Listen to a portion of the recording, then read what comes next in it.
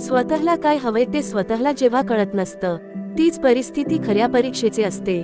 परीक्षा स्वतःच्या स्वभावाची, परीक्षा स्वभावातल्या धीराची आणि खऱ्या नात्यांची. चंचलता म्हणजे एक दुरकट दुःख. जे हवे ते नाही मिळालं की दुःख होतच, पण नक्की काय नाही मिळाले म्हणून दुःख होते हे माहीत नसेल तर त्याहून जास्त दुःख होतं. कारण दुखणं माहीत असेल तर औषध शोधता येतं.